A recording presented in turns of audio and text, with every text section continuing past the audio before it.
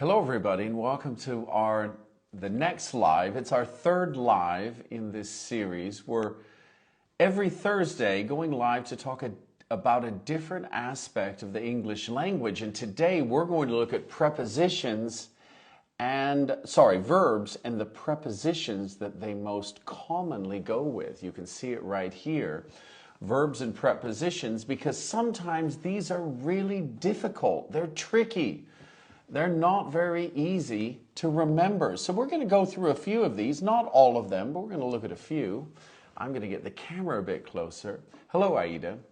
Hello, Aida. There are two Aidas there. I just said hello to both of you. All right, hello, India. Let's get started. We're going to look at verbs and prepositions. Now, if you have any questions about any of these or a different verb and its collocation, we can say collocation, which is actually, the word that it goes with. If you have any questions about those, you can go ahead and ask. We're going to get started with the first one. That's not the first one, that's the last one. We don't have many today, but we're going to talk about them. 4, and I've chosen 4 of the ones we use for with. So let's take a look. So for often indicates a benefit or a purpose. What are you doing this for? Why are you doing this? What are you doing this for? For what reason? So for often tells us the purpose of something. So or benefit of an action. I work for a company. Now a lot of people ask me, what about work in and work at? What's the difference? Well, you work for a company, so if you work for Amazon, then you're employed by them. If you work at Amazon, you're also employed by them. Now, interestingly, in is a little bit different. I work in Amazon. It could mean you work inside the building, but you're a contractor. You're actually employed by someone else. So in a company, I work in a bank. It could mean you work for the bank, or it could mean you work for someone else who is contracting with the bank. So it can be a little bit tricky. Good evening. Hello, Monica. So that one's tricky. Apply for. What do you apply for? Normally, you apply for a job. You apply for a job. Now, interestingly, we can use a different preposition. You can apply for a job, but sometimes they ask you to apply in person. That means you have to physically go there. You can't submit an online application. You must apply in person, but you can apply for the job. Hello, Islam. Finally, or next one, ask for. You ask for something. She asked for a day off. She asked her boss for a day off. Now here we have the object of the asking. So she asked whom? Her boss. She asked her boss for a day off. If you don't want to mention the person, you can also say she asked for a day off. That is your option or your prerogative. Your prerogative is your preference. Now wait for, this is interesting. We will wait for the rain to stop. This is a delay in action until something else happens. So we're going to wait for the next election before we decide what to do. Now that's different from waiting on. Waiting on means that you are waiting on someone. I'm waiting on them, and then we'll go for actually, I'm going to take that back. The most common one is when waiters or waitresses at the restaurant wait on a table, wait on customers or clients. You wait on someone at the restaurant if you are a waitress or a server. All right, any questions on that? Here asked means what wants something. I'm not sure what that means. If you have a question, please write it again. It means I didn't see it, and I apologize about that. Ask your questions. I'll be sure, or I'll try to answer them. Let's go to the next one, and let's practice these together. With is typically denotes accompaniment. Someone is with you, along with you. So, and then we have association. So you talk with someone. I need to talk with you about the project. Now you can also talk to someone. And a lot of people ask, wait for somebody, is it correct? I'm waiting for them. Yeah, Odimar has asked, is it, can I say wait for someone? Yeah, absolutely. That's what you do. You're waiting for them and then you're going to go to the restaurant. But you can wait on tables. Waiters and waitresses wait on someone. All right, she asked for a day off. She did not ask, she wanted for. No, you don't want for, you want a day off. You don't want for.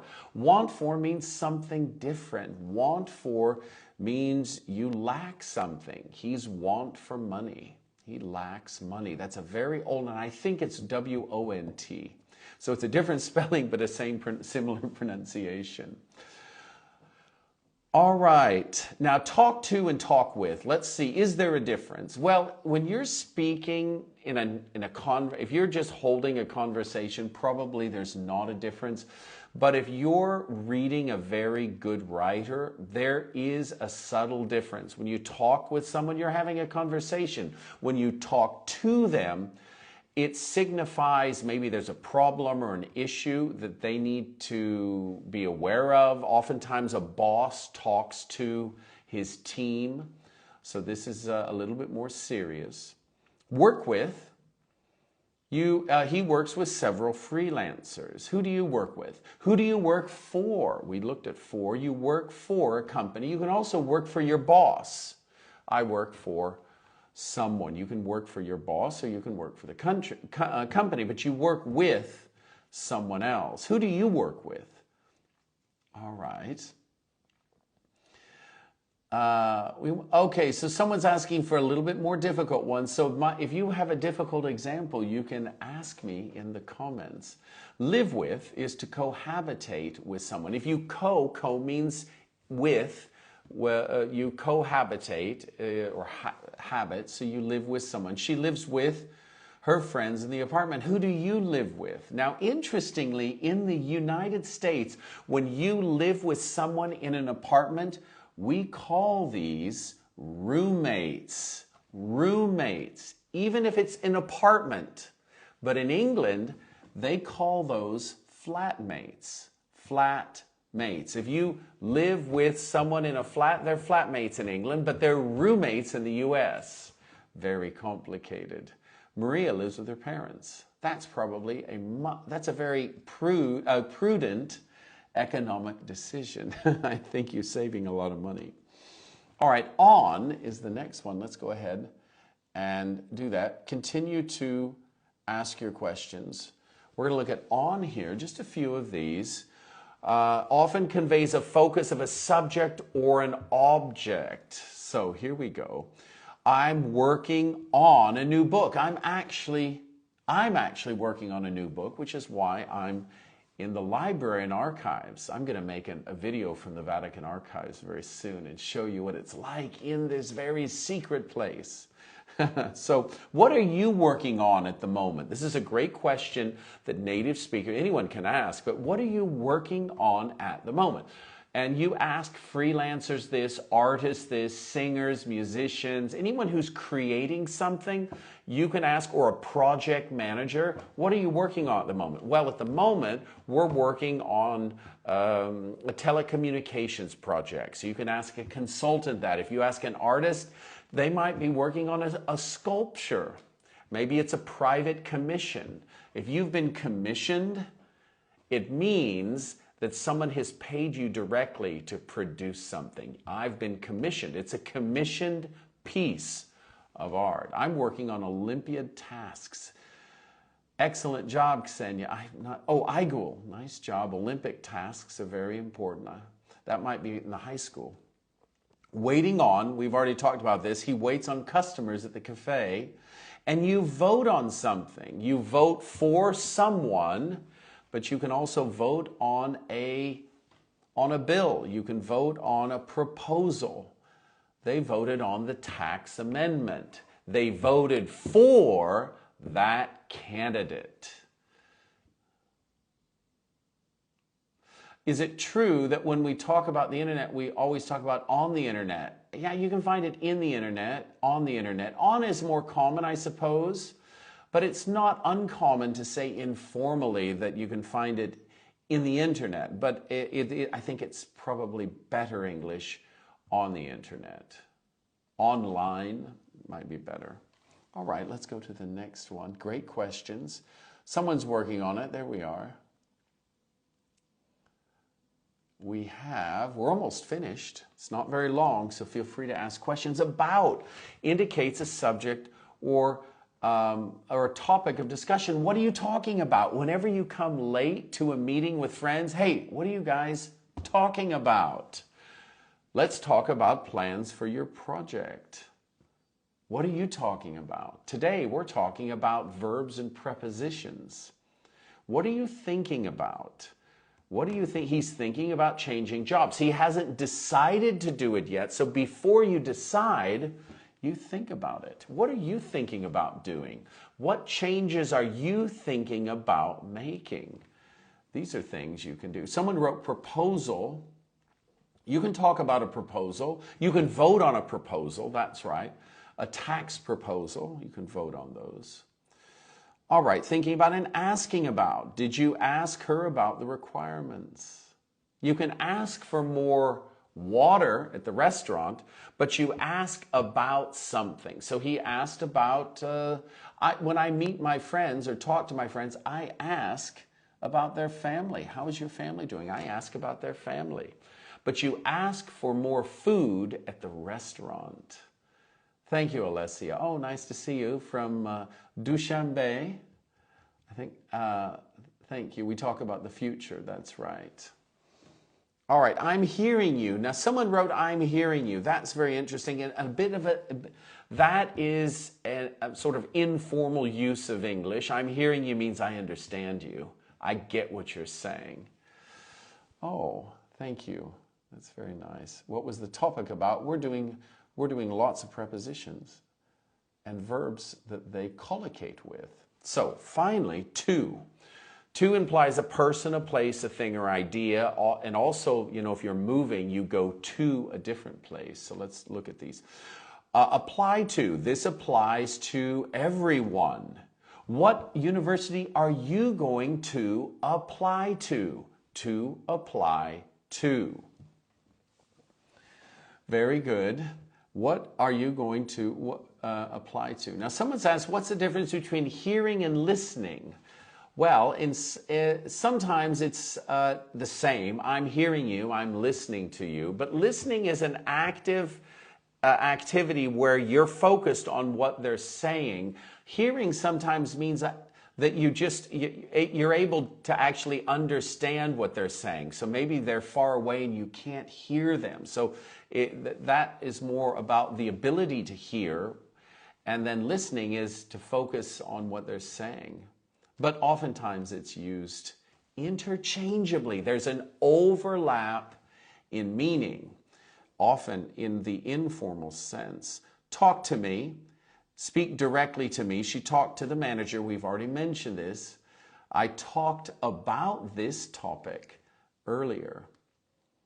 That's right. And finally, listen to. He listens to classical music. What type of music do you listen to? I listen to all kinds. And if you listen to all different types of music, we call that eclectic.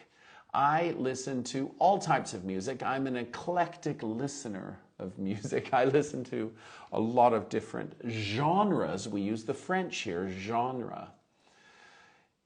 Hearing is an involuntary something, action, decision, maybe. All right. Thank you.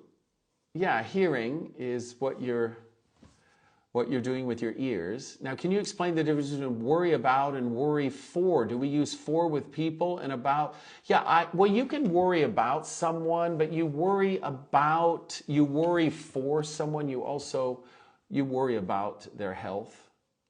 Generally you worry about something and you worry for people. But That is not always the case, especially informally. You'll notice that native speakers will not make these subtle is spelled S-U-B-T-L-E. They won't make these subtle distinctions. Native speakers won't. All right, if there's something interesting, okay. Hearing is something you hear from the outside suddenly. There's some noise without. All right, thank you, Svetlana. Tango as well. Do you listen to tango? Well, I think we're supposed to dance tango, aren't we? In addition to listening to it. I love tango music as it happens. Is there any communication course from the beginning? Yes, we're just finishing an elementary beginner English course. It will be ready next week. Can you imagine? Things are moving along. So if you're interested in the intermediate or the beginner level of English, we have a new course coming out. For those of you who didn't see, check my stories. We have a guest speaker here in Italy, a well-known writer of fiction, historical fiction, a friend of mine. She's going to be speaking in our speaking club. We're going to have an interview, and you are all welcome. Awesome. Well, listen, let me tell you about next time, because someone's just written, I'm excited for next time. Every Thursday at this exact time, we go live to answer your questions. Now, I pick a topic, but then at the end, it's question time where you can ask me any question live, and I'll try to help you. I want to devote, so if you, as you know, many of you, I have a lot of different courses that are paid options, but I also feel it's important that we offer free options for those who just simply aren't able to pay. Maybe they're in a difficult financial situation, or it's just not the right time. They're busy at work or with family affairs, and so they just want to dip in once in a while to a Thursday meeting. These meetings are for you. Nargis, you can attend, just write me. So anyone who's interested, obviously, in courses can write me. They're running all year around. Are there any other questions? Scorching, if it's scorching hot outside, it's very hot. All right, reason for and reason of. These are getting difficult. So the reason for something is a causal effect. I think reason for is the most common. What's the reason of? I'm not sure we say that very often, so I would stick with reason for. Do you have any courses for advanced learners? Yes, I do. So write me. We have a great advanced course. It's running at the moment. It just began. Phrasal verbs are very difficult, which is why we went to this, talked about this subject today. If you have any preferences on what you'd like me to talk about in these free lives or on a video, please ask me. How can I get I'm trying to forget all the... Someone asked about vocabulary and grammar. I will tell you how I remembered my vocabulary. The vocabulary that I use is I read a lot and then I write. I write every day, so it's easy for me to remember these words. Now, somebody asked me the difference between idioms and phrases. That's a great question. A phrase is a set of words that produces a meaning in a language. An idiom is a set of words, just like a phrase, but you can't interpret the words literally because it doesn't make sense. An idiom is a set of words that has a special new meaning that you often can't deduce from the words themselves. So to kill two birds with one stone is not a very nice thing to think about, but if you hear that idiom, it means you're not literally killing two birds, but it means that you're getting a lot accomplished with one activity or action. So that's an idiom where you can't deduce or understand the meaning directly from each of the component words. Your voice is quite clear. Oh, thank you. That's very nice. Thank you, Nancy. You're welcome, Nancy. Any other questions before we go? Next week, I have the topic, by the way. It's going to be a very nice topic.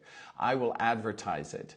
And if anyone's interested in an interview with a fantastic, very successful Italian writer and actress, write me and I'll let you know how to sit in on this interview. Thank you all. Thank you all very much. And I wish you all a great evening or an afternoon, wherever you may be. Hello, Argentina. How to understand I wish I could. Well, that is a subject for a different, I think a different live. It's a little bit more complicated. Involved. It's more involved. If something's more involved, it takes longer to explain. Thank you all. Have a very good week and see you next Thursday at this same time. Bye-bye.